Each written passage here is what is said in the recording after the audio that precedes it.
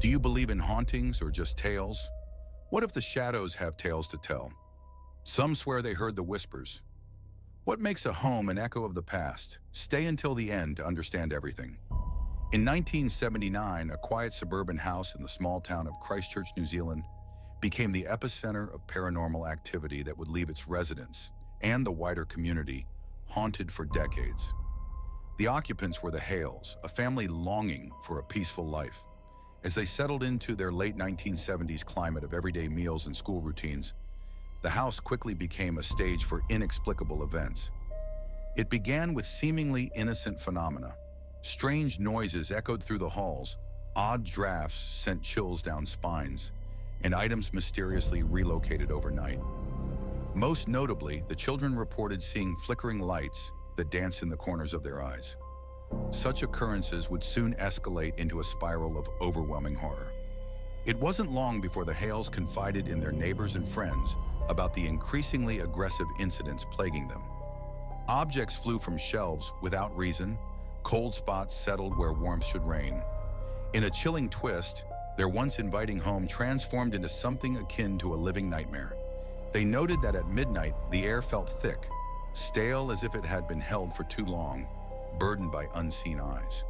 As whispers filled the air, the family decided to bring in reinforcements. Locals were drawn to the tale like moths to a flame, intrigued by the growing legend.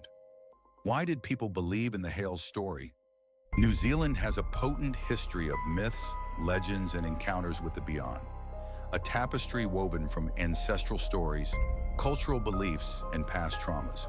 The land itself speaks, whispers of the Maori, their legends steeped in spirituality and recognition of energies beyond our sight.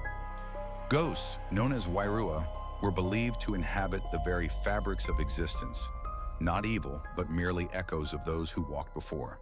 The Hales' plight struck a nerve within the community, reinforcing the idea that some places were cursed, some homes housing spirits reluctant to leave.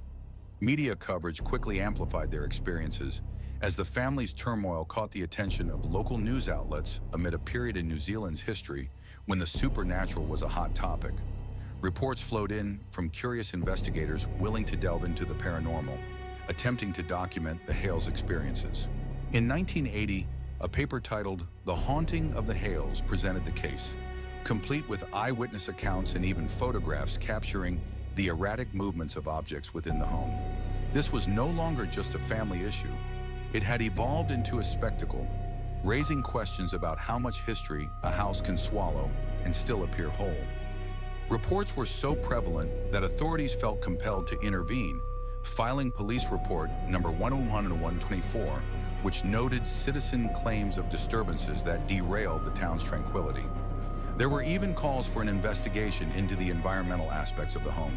Some theorized there might be a natural explanation, maybe geological faults that disrupted electromagnetic fields causing hallucinations. Others, however, dismissed these ideas outright. The locals began to share their stories of encounters with spirits, each tale more chilling than the last, soaking the legend in an ever-deepening dread. As the Hales attempted to reclaim their home, they confronted forces they could barely comprehend. Their once welcoming house became a battleground, where light bulbs burst without warning, and doors opened and shut on their own. Bedtime stories transformed into sleepless nights, riddled with anxiety and dread. Visitors reported an eerie feeling upon stepping onto the property, noting an inexplicable weight pressing against their chests. At family gatherings, whispers grew louder, with parents cautioning their children about nighttime and the things that dwell in darkness. The aftermath of the Hales haunting was a haunting echo reverberating through the community. Business boomed for paranormal enthusiasts eager to explore, while locals advised each other to approach the house with caution. Signs were posted warning against trespassing. The once lively neighborhood slowly grew more subdued. The property changed hands several times over the years, each new family enduring similar strange activity until eventually the house was abandoned, left to decay like stories left untold.